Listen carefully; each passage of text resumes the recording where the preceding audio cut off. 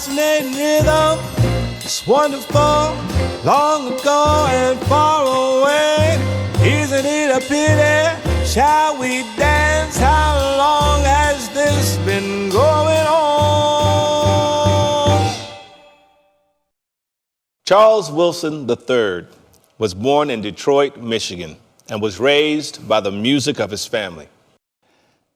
As a jazz and classically trained pianist, Charlie has carried several honors well into his high school years and beyond. Following high school, he accepted a full music scholarship to Bethune-Cookman College, where he majored in piano performance and film composition. His touring and production resume hold the presence of the Backstreet Boys, Duran Duran, Ciara, New Kids on the Block, Estelle, Michael Jackson Immortal World Tour by Cirque du Soleil, and international superstars Justin Timberlake, John Mayer, and he served as musical director for Rihanna and X Factor judge Demi Lovato. Charles is currently recording his new album, which I'm fired up about, Black Book, under the artist name BLKBOK. Welcome to the show, BLKBOK, as I should say right now. Yeah, thank you so much for having me. This is great. How you doing, man? I'm good. I'm wonderful. Man, it's exciting to have you here because we met through a mutual friend, wonderful pianist, Uli Geisendorfer. Exactly. Yes. And you were hanging out, coming over to his house one day, and he was like, "Man, I got this guy coming over," and he was like, "Listen, man, you gotta stick around and meet him before you leave because he's from Detroit, and I know you're from Cleveland." This is what Uli said, and I said, "Man, I gotta meet him." So it was a short encounter, but I knew at that moment, I was like, I want to get to know you a little bit more, man. Absolutely. Yeah. How you doing during this COVID time? You know what? I'm hanging in there. Like I'm having, it's a very strange time. So we all kind of, we're just surfacing right now. So everything's good, but I have travel coming up soon, which is a little bit worrisome, but we don't worry about those things. We just go and get the work done. Yeah, yeah. Well, you got a lot of exciting things happening that we're going to talk about. We're like cousins. I mean, Detroit and Cleveland. Yeah, we're close. Is like. Yeah, we're neighbors. We are neighbors. Yeah, for sure. And Detroit, like Cleveland, you guys have a very rich historical music background and the culture that comes. I mean, I could always tell the Detroit cat versus the Cleveland cat. Yeah. Based on like the haberdashery that we wear. Absolutely. The Detroit cats are a little bit more color. Yeah. When you say that the Cleveland guys are just a little bit more conservative, not New York conservative, but like kind of right in the middle. Yeah. And what was it like for you growing up in Detroit? And it was awesome. Well, there's no place that I would rather have grown up. Really? in. Yeah, it was amazing. Just being in an environment where there was love in the community there, like I was embraced. Most of the people who taught me how to play music were people who had built Motown. These were the musicians that actually did the sessions, that did the recordings, and they would just hey, what you doing today? Make sure you come down to the club and come sit in, and it was just a whole community that just embraced, and it was warm, and it was just a beautiful place to grow up. Wow. Like, there's no better music community, I don't think. I could totally see that. Was your family, you said that you grew up with music being a part of your family. So who in your family were musical and Okay, so grandpa was really epic. So my mother's from Memphis, Tennessee. Mm-hmm. My grandfather, there's a Walk of Fame on Beale Street where they have music notes, kind of like the Walk of Fame in Hollywood. Mm-hmm. So my grandfather has a note on the Walk of Fame. Wow. He was a jazz organist, pianist, and singer. He also was a radio personality for a local jazz station in Memphis. So he was the house band at the Peabody Hotel. If anybody knows about Memphis, they know about the Peabody Hotel. Like that's the hotel where all the musicians stayed. And there have been times where he would just have, any artist that would come in, they would just go and jam at the Peabody. So everybody knew Grandpa. But also my uncle is a saxophonist in New York City. I had an uncle who was a tap dancer with Sammy Davis Jr. And What? Yeah, family's crazy, man. Everybody's entertainers. My mother was a flautist. My sister is also a pianist. So everybody on my mother's side are all art people. So like in the home, was there just like music going on all the time? All the time. I mean, my mom's, her stuff was classical music and jazz, and my dad was jazz and some rock influences. My sister and I are both classically trained pianists, so there was always music. It was never a moment where there was not music going on in my house. When did you start playing piano? Age 3. So there must have been a piano in your house. Yeah. And you jumped up on there and started plucking away There was a small keyboard first. Okay. And then we took lessons at age 3, age 4, then got really serious about it. And my parents purchased an old, like, Grinnell Brothers Detroit-made tank piano. This thing was huge. And they spray painted it black and everything. It was terrible. It was a great... But it worked. It worked. It is like you hit a key and then you just listen to it for like 25 seconds. I mean, this thing was a great thing, a great instrument to learn on, but it was a tank. Right. A big thing. But it was there and we started playing on it and started performing, and I don't know, it just stuck. Wow. And my mom knew. She knew that the talent was in the blood. And her rule was, you can play piano, you're gonna study, but at 18, you can quit if you want to. But up until 18, I need you to be disciplined at learning this instrument. That is really, really interesting because, first of all, the fact that she made music important to, it's like, yes, the family, we're naturally creative and musical, but you're going to learn an instrument so that you understand music. And that type of expectation is huge for a person who wants to potentially do this, and classical in particular. Who were some of the early classical composers that struck a chord for you? Mozart, of course. Of course, Mozart, yeah. Mozart. He's the genius of all geniuses.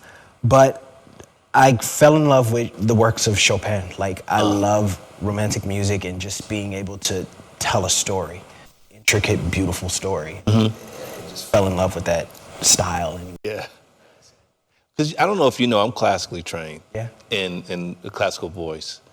And I know that. Yeah, and I went to the Cleveland Institute of Music for voice. And so, I grew up singing in the boy choirs, Cleveland Orchestra Children's Chorus, Cleveland Opera Children's Chorus. And what I love about the fact that you started in classical music as you discovered, of course, the music that is inherent in our culture, jazz, gospel, is, I was talking to Kenneth Crouch, wonderful, Kenneth was on the show. And Kenneth was talking about classical piano as well. And I'm so happy that we can have this conversation about the value of the classics in tandem with our cultural, historical path, right? Because, and I'd love for you to expound on how classical has informed and added breadth to to what we naturally do. Because you don't hear a lot of us talk about that part of our journey, because sometimes we're ashamed because classical is for white folks. Yeah. But actually, it's not. Classical is for everybody. For everyone. Yeah. Can you talk about that a little bit? Yeah. Classical music is I have this saying. I feel like everyone loves classical music. They just don't know it.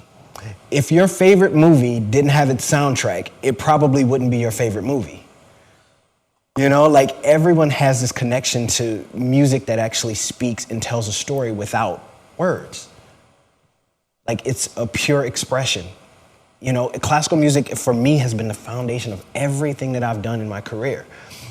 Everything that I've been able to do has been kind of based in the foundation of the technique and the discipline of classical music. I took that over into jazz and pop and hip hop and everything else that I did. But it's such an important foundation. Like it's the root of all this stuff. It's like ballet for jazz or modern dancer. Yeah, exactly. You know, and because there's a lot of technique involved. Absolutely. You know, and I say this even with the classical voice. It's like if you learn the technique of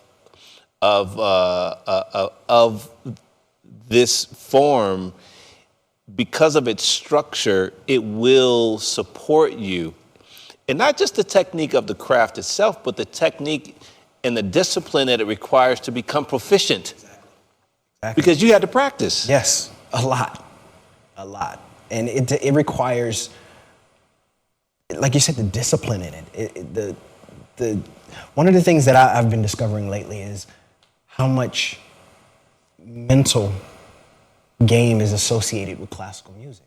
And then how much mental game I took from classical music and put it into other things.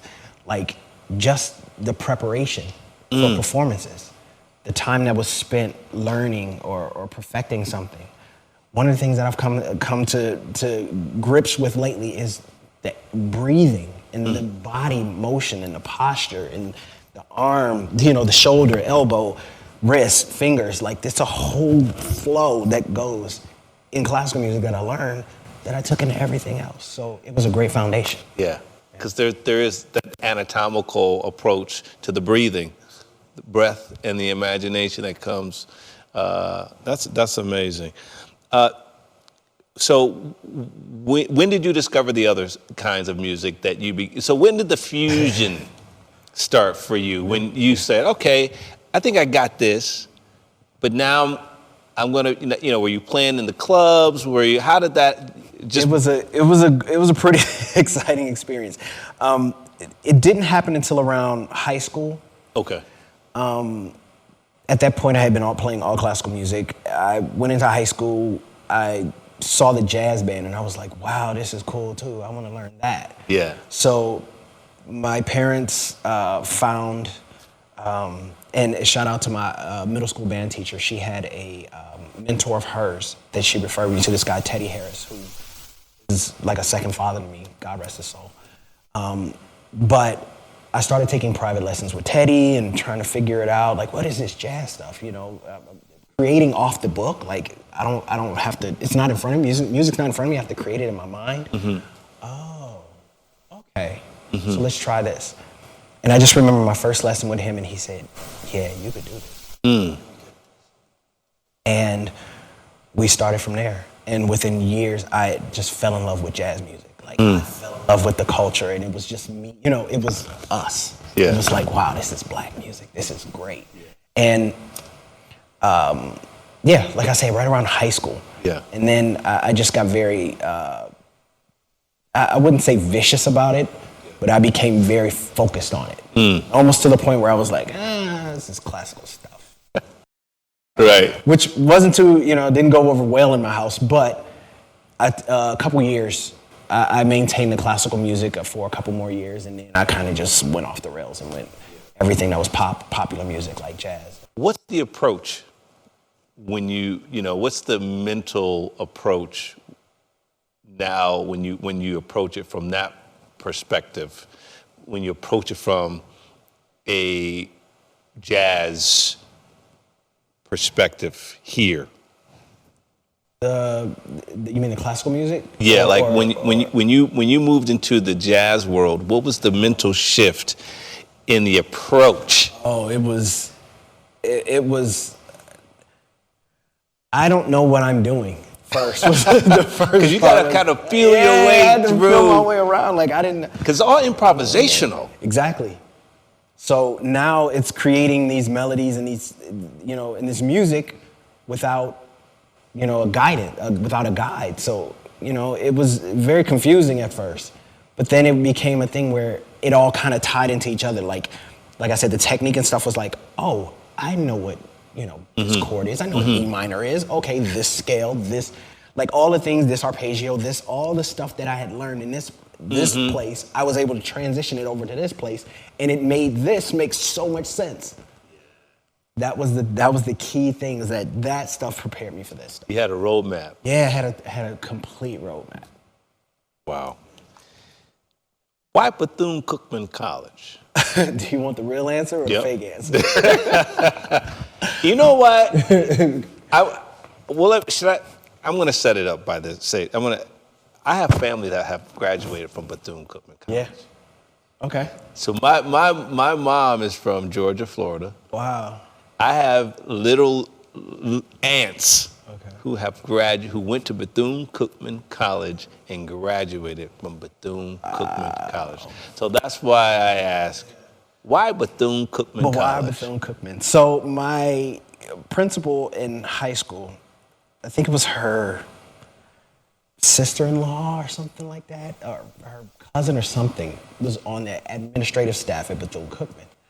I, at the time, was going willy-nilly in Detroit, like acting crazy, and I had an opportunity to leave and go to college. And it was either stay home or go to college. And I just said, you know what?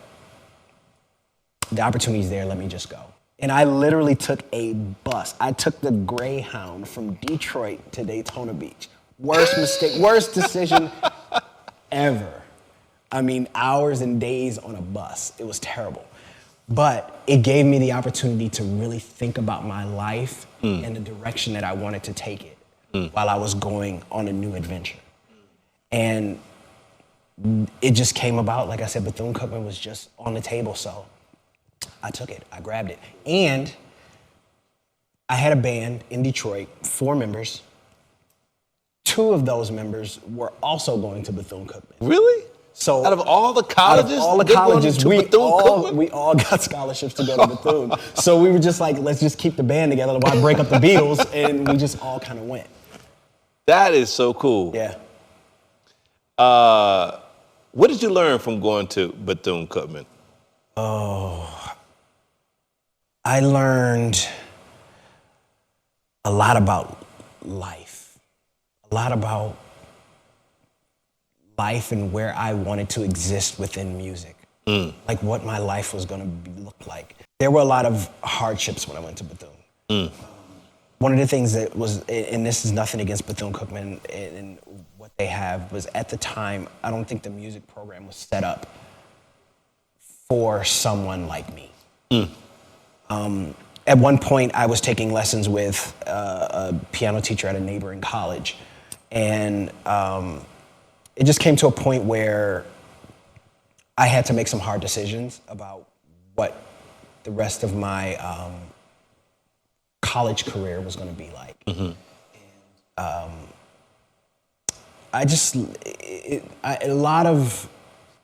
I can't say, I want to try and stay as politically correct on this as possible, but I faced a lot of resistance there. And that resistance gave me a view of what the world is like. I mean, college is always like an umbrella and you're safe from the world and everything. But this was an experience where I actually got a bit of what the world is. People saying, you know what, you can't do that. Or you might not be able to do that. I don't think you can do that. And I said, you know what, I am gonna do that just because you said I can't do it.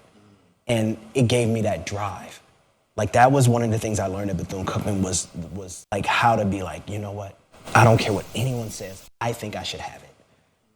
And about 2.5 years into college, I left and went to Full Sail and was like, and part of it was because I was told that I couldn't be a music producer. I couldn't be an engineer. I was just gonna be a jazz pianist. And I was like, no, I'm much more than that. I know I'm much more than that. I have more inside of me. I know this. And like I said, believing in myself. Yeah.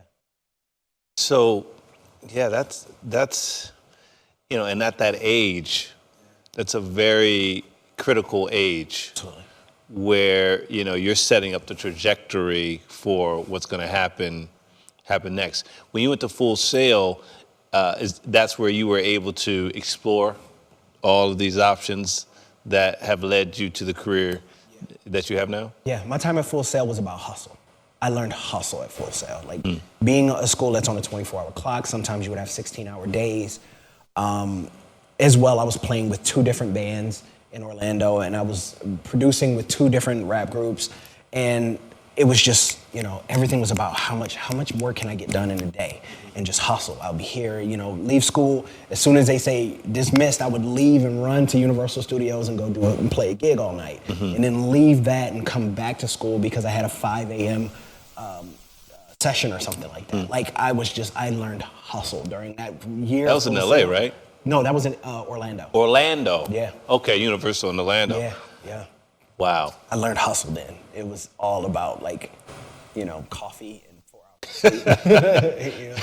At that time, were you still playing jazz, or were you now incorporating jazz, pop, and hip hop? Now the blend starts. So now the blend starts. Yeah, the blend starts in Orlando. Like I was playing with shout out to Brenda White, who was a local blues musician, and also to Cassandra Lewis, who was a local musician in Orlando, and I played in both of their bands, and the music was, you know, a little Tina, a little bit of gospel, a little bit of this. So it was a little bit of everything, you know. So now the jazz chops are now turning into blues chops, which are turning into gospel chops, which are turning into pop music. So yeah, that's when the blend happened, was the Orlando days.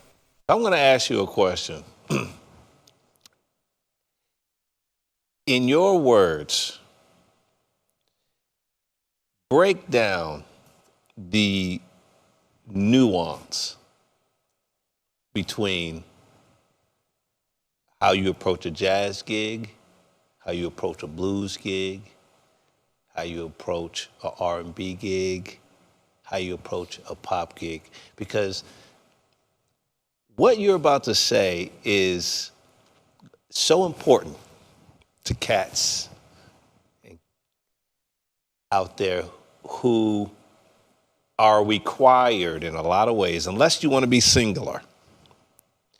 When you're a gigging artist, meaning you are available to work for, whether it's studio work, different bands call you in, all the way from country. So just take maybe 3 or 4 genres, because one of the things that I think people don't understand is that the more you can do as you figure out that thing that you want to quote unquote focus on, in the meantime, as you're building your career, is crucial. So crucial. Because it literally it's what will put food on the table.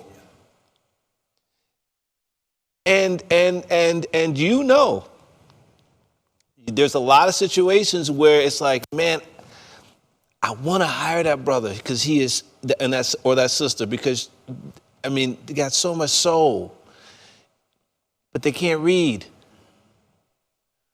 Or they can read, but they don't have feel. Yeah.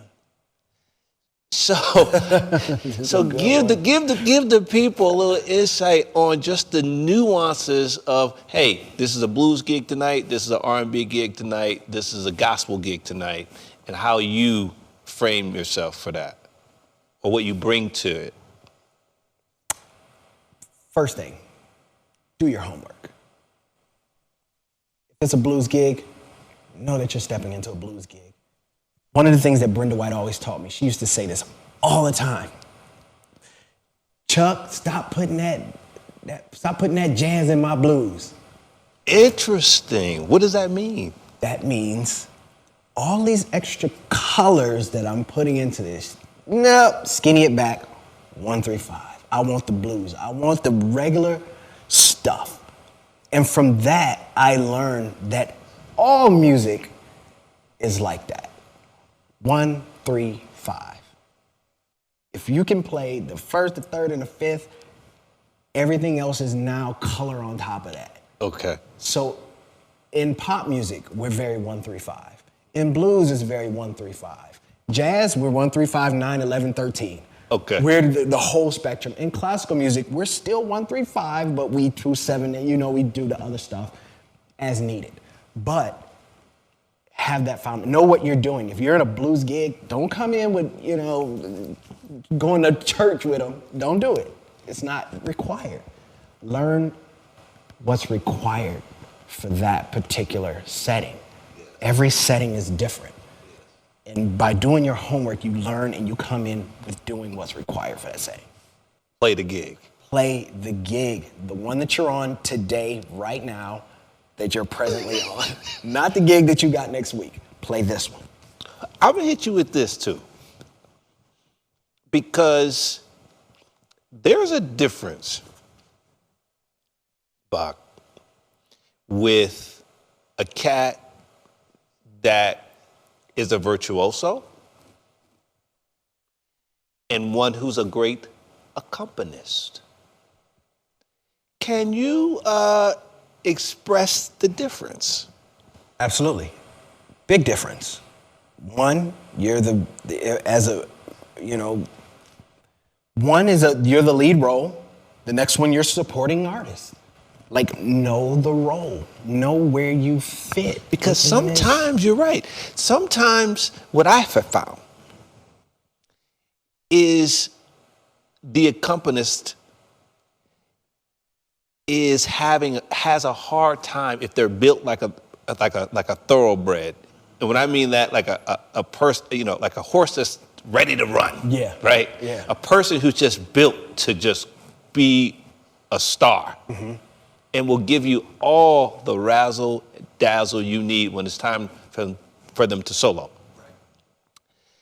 But the nuance of knowing now it's accompanying the vocalist, particularly accompanying a vocalist, Absolutely. where the vocal must be out front, I find is an art.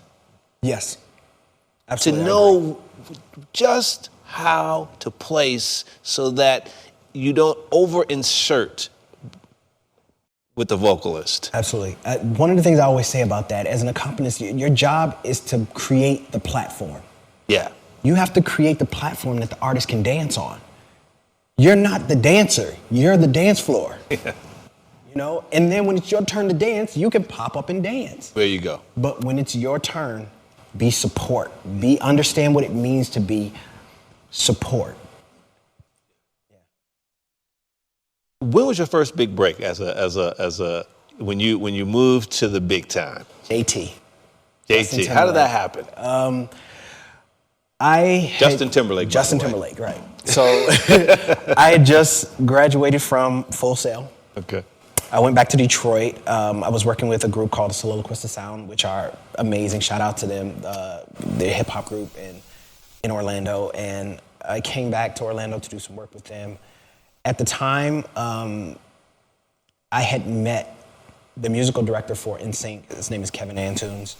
And I stayed in touch with Kevin throughout, my years in Orlando. And one day he just called and he said, "Hey, dude, why don't you come by the house?" And I went by and we jammed and we chatted and everything was cool and we programmed. One of the things that I think he was testing me to see if I actually had like the grit. Okay, here's a sound, can you make it sound exactly like that? And I'm sitting there for, tweaking away. Yeah. And a couple weeks later, I was on Jay Leno.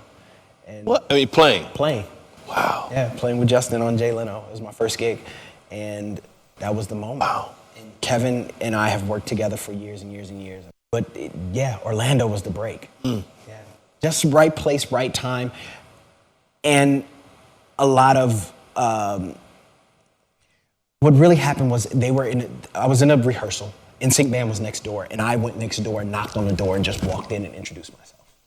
Oh, did you? Yeah, like some of the guys were like, "Oh, the NSYNC band next door." I'm like, "Let's go meet them," and they were looking at me like I'm crazy. I'm like, "No, I'm not crazy. Let's go meet them. We're all musicians. We're part of the same community. We're brothers here." Right. And that ambition is what led to the next level. Wow, being assertive, asserting yourself. Absolutely, yes. But also you had the confidence too. You knew that if they were like, hey, let's jam right now, I could do it. that you had something to offer. Yeah. What did you learn about being on the road with someone like a Justin? You know, a lot of people have these aspirations of, playing with these big bands, but they may not be prepared for the rigors of the road. I do say that there are many great musicians. Yeah. Being on the road it's a family environment. And if you're not good functioning within family environments, then you won't do well on the road. Because you're on stage with a group of people for 2 hours. You're off stage with that same group of people for 22 hours. And that 22 hours matters sometimes more than that 2 hours. Who are you when we step away? Do I want to hang with you? Are you a good person? Are you cool? Do I want to call you and say, hey man, let's go get a drink? Are you that person? If you're not that person, you're the person that everybody's like, oh, I can't stand being around that dude. He talks too much, or he smells or something. If you're that guy, then you're not gonna make it. You're not gonna make it. And so many I have seen come on the road for a week and then they're back at home. They can't function in that environment. Wow. Yeah. And it's a small road community out there, right? I mean, it pretty much, once you establish a reputation as, not only is he great, but he's a nice guy and he's dependable. Yes, absolutely. Because, some guys have a hard time just showing up. On time. I know, yes. Musician, yes, I get it. Some dudes, you like, be there at 3 o'clock and then they show up at 3:45 and you're like, dude, this is not working. Yeah. It's a business. It's a business. And that's one of the things I always preach to other musicians, young musicians coming up: protect your reputation. Your reputation is everything to you in this business. If you have a bad reputation, you won't work. If you have a good reputation, you will work. Because people will want to be around you. They'll want to hire you. When they think of someone, hey, I need a drummer for, I know that. Hey, bro, Yeah, it's, the entertainment business really is the people business. Yeah. Because, talent is great. You have to have talent, but a lot of the work is repeat business from people who you've established rapport with and you've delivered. And that is that's the long tail, it's interesting, interviewing so many people like yourself. One of the things that is constant is that successful people do the little things. And they do the little things over and over and over. It's habitual. And when I say the little things, I mean the professional things, because if that's not there, there will be a moment where that lack of professionalism will sabotage everything you've worked for. Who you are and what you are and how you show up when you show up is just as important as showing up. Talk about that more. It's very, when you have a certain opportunity, as a musician, when opportunities present themselves to you, it's so important of how you show up. If this is a pop gig, okay, I'll give you a great for instance. If I came to Justin Timberlake, I got hired for that gig, and I showed up, dressed like a bum, he's gonna be like, who is this bum you brought in here? So it's important not only showing up, but how you show up. Are you showing up ready? Are you prepared? Did you learn the music? If you didn't, where did you have problems? Is it something that we can work out as a band? How you show up is equally, if not more important than just being there. Because that's what's going to get you in there the next day. Right. You've worked with so many artists, and I'm going to, list them again, and I'm sure there's even more than on the list, but, Duran Duran, Ciara, New Kids, Estelle, John Mayer, Rihanna. What would you say is the constant that you take away from working with all of these wonderful acts, and what makes them who they are in terms of like why they are who they are, why they are successful? Because you're around them. Mm-hmm. This is, what are you gathering? There's a common thread in all of them, and it's the work ethic. Their work ethic. They all work. They're perfectionists. They pay attention to the details. One of the things I can say about Justin Timberlake is he pays attention to he doesn't miss a thing. Mm. If I play one wrong note, he'll go, and he hears it. Every small little detail. Even in putting together a production, he works on the small details. Same thing with John Mayer, same thing with Estelle, same thing. All these people are professionals.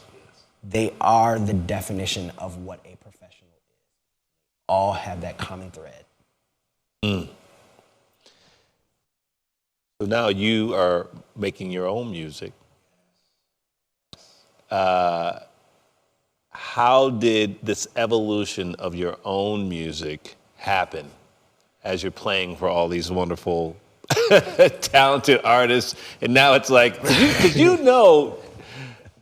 Bach, to go from, this incredible career, as a sideman and producer, and I want to know about your producing career too, because you're producing a lot of your own music or all of your own music.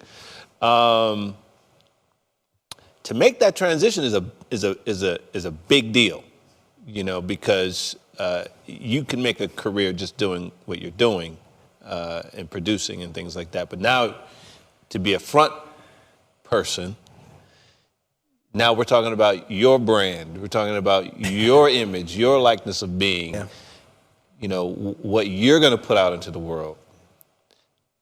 How did this evolve for you in terms of the timing and the cultivation of your craft to be at a point where you're saying, now it's the time for me to step out?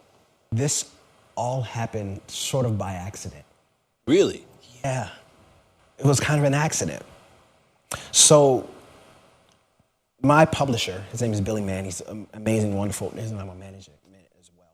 But Billy Mann is an amazing person. And I had a conversation with him while working on a project last year. And he called me and he said, you know what, I need you to do a solo piano project. My first instinct was, Billy, what are you talking about? What does that mean to someone who's been on the road and playing with bands, and now I work on my computer and I make beats? Like, what does this mean? I don't even know what the music should sound like. What, it should be pop or jazz, or what is it? I don't even know. So in February of this year, I went to LA. I just had a couple days off. The second day I was working, he sent me a riff by Seth Godin, who's a marketing guru. And everything that Seth said in his riff, I was like, wow, this is so good. What do you mean a riff? He just gets on these things and he starts talking. He just gives you knowledge. He was just giving you information. He was just giving information about just whatever. He just riffs, and it's so good. Like, every time he talks, it's like you get something from it. So Billy says, well, Seth is doing a workshop called the Creators Workshop. I'm going to sign you up for it. I'll pay your tuition. You pay $1. But you have to commit to this. What's the commitment? 100 days, nonstop, writing every day. And this is music or music and lyric? This is just music for me. Okay. Now he's stripped me completely back to nothing, just solo piano. So now this is writing piano music every day for 100 days. Wow. So I say, yes, Billy, let's do it. We start with the Creators Workshop. I post my first, and everything in the Creators Workshop is actually about accountability as well. You have your dailies, which is what you post. Every day, you have to post something to the platform and let people know where you are. So I posted a little snippet of music. I mean, I don't know, with 40 seconds of me just like, I have no idea what I'm doing. Day 4, I had a piece that I had written, writing this music, and it's classical music. So through all this transition of all these genres I've been in, for me to do a solo piano album just took me right back to, it took me right back to the beginning. Like, It was what was inside of me that had been dormant and laying there for so long. And finally I had found an outlet to get it into the world. And the new thing was writing music publicly. Like, there's one thing about musicians that we do, we'll practice a song and then people see the performance. They don't see everything every day that it took to get to that performance. So now I'm publicly writing these songs. There were some days where I would just put 20 poop emojis. Like, today was trash. I wrote nothing. It was terrible. But then there were other days where I would deliver a new song and I say, hey guys, I finally finished this song. Check it out, let me know, give me some feedback. And I would post a new classical piano song. So I did this workshop for 100 days. I completed. I finished a 10-song album in 107 days. Day 108. I'll never forget day 108. Day 108 was the day that George Floyd, my publisher, Billy, calls and says, hey, I need one more song from you. These are your people. They need to hear your voice. This is your protest. Dig into this piano and tell us how you feel. So immediately, day 108, I went in to start writing a piece called George Floyd and the Struggle for Equality. And the beginning of the piece is literally me just kind of anger. The first emotion, when you see that, you're angry. And then it goes into other emotions of being sad. Or not necessarily sad, or just reflective. Or just wondering, why is it like this? Because of the color of my skin, why do people treat me different? Just because of something so simple.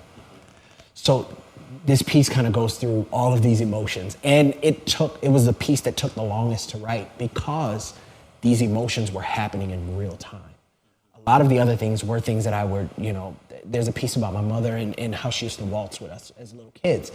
But that's me looking back on something. This was actually happening in front of my face every day. And it took me to day 121 when I finished my 11th piece. So the whole transition was, like I said, it was by mistake. I didn't even know that I would be writing a solo piano classical album. I just wrote from my heart, committed to writing, and I stayed committed, and this is what came. So you're going to be recording this album that you just spoke about now. Yes. This is the new album. This is the new album. Black Book. Black Book is 11 classical pieces, solo classical pieces. I'm so excited. This is incredible. Yeah. You live in Vegas, but you were in LA for 14 years. 14 years. It's so crazy. I never met you in LA, and I lived in LA for 10 years. How are you liking Vegas? Vegas, it's been good to me. I needed it. I needed to get away. Part of the reason was, I left LA and moved here to be with family. Like, I went through a pretty bad breakup. And when I was done with it, I had nothing. I left with nothing. And that's what Vegas has been for me. Two of my best friends live here. Angelo, who you know, and my other brother, Maurice. And I just moved out here just to be close. Like, this time has been a time of growing personally. Yes, I do. I am in therapy, and I tell everyone, if you go get therapy, don't be ashamed of it. It is such a good thing. And not in therapy because I'm working out old issues, but in therapy because I want to be a better version of me. And that's what this whole journey of life is. To me now is being of service to people and becoming a better me so I can be better of service to people. So that's what Vegas has been for me. It's been this place where I've grown. I've just sprouted and just kind of, Isn't it interesting when you made that transition? Because I can relate to that shift of having the intent, the to be of service. And we were talking before the interview, and you were saying, "Hey, this time for me, I'm empathetic for all of the pain and suffering that a lot of people are going through, particularly people in our community due to COVID. But that the blessings have been pouring down upon you to the point where, this record that you're talking about, this new album, you got a record deal. Yeah. Yes. I mean, how did this get you a record deal? I have this feeling that when you... And a major record deal, by the way. Yeah. I thought it was going to be a small one, but it's actually a big one. Yeah, I have this feeling that when you come into your life and you begin to discover yourself and where you fit within this world amongst the other people that live on this planet, I think that there's a certain energy that opens up to you. That your ability to open your chest and be vulnerable and let people see you and actually, like I love that term, see you. When you let people see you, the whole world opens up to you. Because now you're like I said, now you're of service. Now you're doing things outwardly. There's no selfishness in it. There's just selflessness in it. These pieces were not written because, I wanted to show off. These pieces were reflections of things that concern me. There's a piece called The Tears of Humanity. And I wrote it right as the beginning of COVID because I was concerned about us as humans, as one race. What are we gonna do? We're suffering. I'm watching my fellow brothers and sisters suffer. There's so much pain that's undealt with. There's so many people walking around in pain. And if I can write something, anything, without words, using my voice, that can help you heal that pain just a little bit, I'm of service to you. I belong to you. Yes, I'm here to help you get to that next place in your life, to heal, to like I said, it's just service. Like everything for me now is, how can I help? And I recognize that, and that's why I'm so excited to be here with you right now, because that shift happened for you, and here is the result. And that shift happened for me, and here's the result. When I wrote, the book, The Fine Art of Romance, The Bachelor's Handbook, it was beginning of COVID. This whole podcast, beginning of COVID, all of these people. And like I was saying, the shift of how can I be of service to others? How can I tell this story, your story, during this time? It's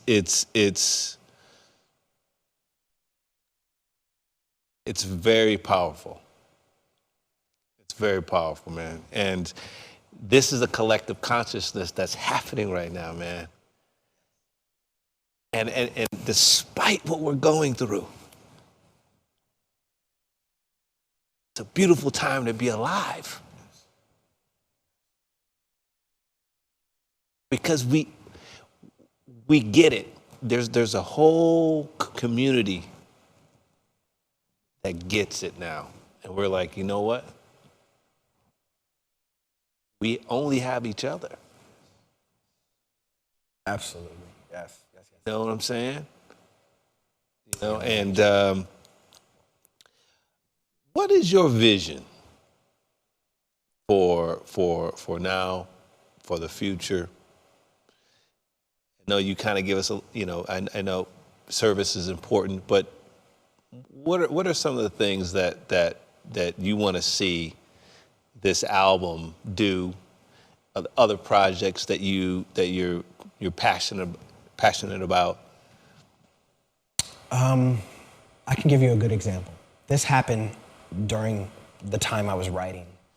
One of my fellow classmates in the creatives workshop, she would listen to my dailies. One day in particular, she walked into her kitchen and says, "Oh, really nice. It's a lot better than that podcast from The Bachelor that you listen to all the time." And they laughed about it, and she says, "Well, this is Charles. He's one of the students that I'm doing this workshop with." From that moment, every morning, they would sit down and drink coffee together and listen to my dailies. What I was creating was able to take two people who would normally breeze past each other and make them actually come together and have a moment together. That is my vision. From that point, it went on and on and on and on. Every day, she and her mother would listen to these songs. I did one composition, and when I got done with it, I said, I don't have a title for this. Any ideas, I'm open to all ideas. This particular young lady says, "You know what? It sounds like an ocean." She says, "It sounds like ocean waves." She says, and while I was saying that, my mom from the other room screamed, "He should name it after me." So birthed Amalia's Ocean. But to be able to be of service to them as a mother and daughter, and now to have to deliver something to the world. And when I sent the song, I said, "This is your song." It was able to touch another human being in a way that I could not foresee. And that is my intentions for this album. I'm a kid from Detroit. I'm an urban kid, you know, dealing in a genre that's not urban. I want people like me to be at my shows. I want the community that I am in to say, you know what? Classical music's not just for them. Look at that dude. It's for us too. Yeah, and and it's starting to happen. Black violin, and I gotta, it'd be great to do some sort of down the road after the album and everything, to do some sort of collaboration with classical voice and what you do. I got a feeling that could be it could be amazing. Interesting. Yeah, it could be very interesting. Yes. And it just dawned on me in this moment. Being a black man in this culture right now, how are you feeling? Empowered. Empowered. I feel like I've gotten to a point in my life where I'm experiencing an overwhelming sense of freedom. I feel that us as a community, we have our problems and we have our issues and we have things that we're addressing every day, like, police brutality and racism and so many other issues, and not only just those issues, because we can always, put that stuff up top and say that's the issues, but the issues within our own community, how we're raising our children, how we're, educating ourselves. These things are the issues that, to me, as a black man, I want to address these issues. Like I said, therapy. One of my best friends, I told him, I said, bro, you need therapy. You need what you're dealing with, what has happened in your past, in your traumas, coming to this point, have shifted your life in a way that now you need help with it. You can't figure it out alone. Yeah. And it's okay. And it's okay. And Yeah, I'm here yeah. with you right now as your brother to help you figure it out. Yeah. Two brains are better than one. Go get some outside help. Let's talk about it in-house. Let's figure it out. Yeah. And that's one of the things, like, right now I live with my family. I mean, I've always lived alone. I've always been that independent person, but now is the point in my life where living with my family is important because I need to be at ground zero with the people I love and helping them in moving about their lives. One of my nephews is 22, another one's 18, my niece is 17, my other nephew is 15. I have to help these kids understand what they're going into. And what they're in right now at 22, very impressionable age. Yeah. This is where things are either sink or swim. Yeah. So why not have someone like me? I always tell them that too. You guys are lucky. You have the advantage of having me. You know? Like, I didn't have a me. If I had a me, things would have been different. Yeah. But when I think about it, I did have people like me. Yeah. You know, and it's important that we take what we're learning, we learn more, and then we pass down what we learn. Yeah. And that's kind of where I see Black culture. Like, we need to make sure that we're learning. The people like me need to be learning, and we need to be passing down this knowledge. Yeah. Yeah. This has been great. Yeah, this has been awesome. This book is for you. This version is hot off the press. This is for you. And I'm going to give this book to you with a question. Okay. Your definition, my good friend, the essence of courtship. Of courtship, the essence of courtship. Wow. Oh, whew. Okay.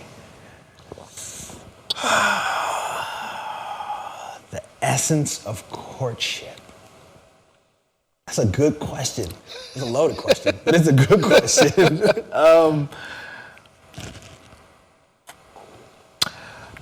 I would say that the essence is first knowing self, and then appearing as self, coming into a relationship with another person who's got their whole world and their whole thing, and then you have your whole thing, and then appearing to them and saying, hey, this is my thing. I think your thing's cool. Let's start seeing if this works. Let's see, you know, how these two worlds, if they can even be in the same space. Yes. And I think that's really what it is. It's like, how does my world exist within the space of your world? Yeah. And vice versa. Yeah, and vice versa. Yeah, it's you know, and people say, oh, it's all about communication. Yeah, it's about communication and all these other things too, but it's very much about yourself and who you are and how you show up. Yeah. Once again, how you show up in a relationship, how you show up while you're courting someone. Like, you know, are you going to be a gentleman or are you going to be an a-hole? Yeah. You know, it depends, you know? Yeah. But knowing of self really, even, like I said, being single now, even knowing of self is helping with understanding how to know others. Yes. Yeah. Man, this has been a blast. Thank you. This has. It's been great. Your authenticity reigns supreme. It's really amazing to hear you speak your truth. And I am so excited about everything that's happening. Will you bless us with the song? Absolutely. Are you gonna just play? I'm just gonna play. Wow, this is special. I don't know what to say, but this has been a spectacular time with BLKBOK, also known as Charles Wilson III. I wish you all the best. Thank you so much. And looking forward to hearing you in a second. Absolutely. All right. Thank you. You're welcome.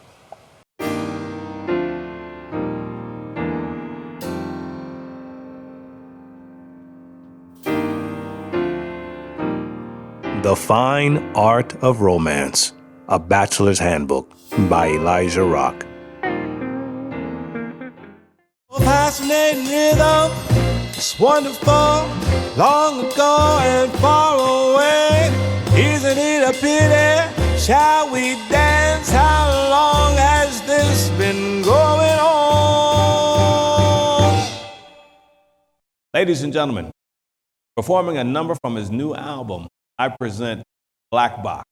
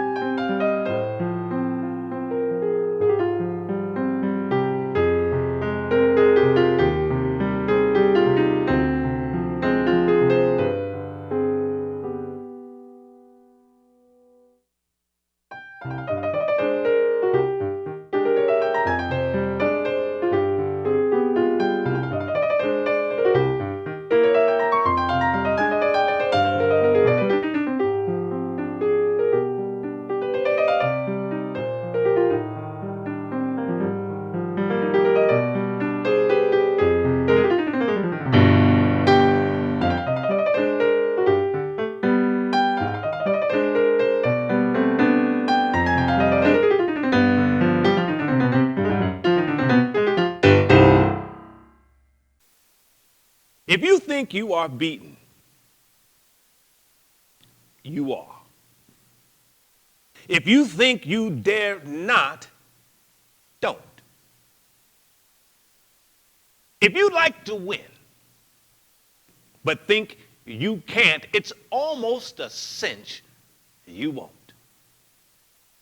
If you think you'll lose, you're lost. For out in the world we find, success begins with a fellow's will. It's all a state of mind. If you think you're outcasted, you are. You've got to think high to rise. You've got to be sure of yourself before you can ever win a prize. Life's battles don't always go to the stronger or faster man. But sooner or later, the man who wins is the man who thinks he can.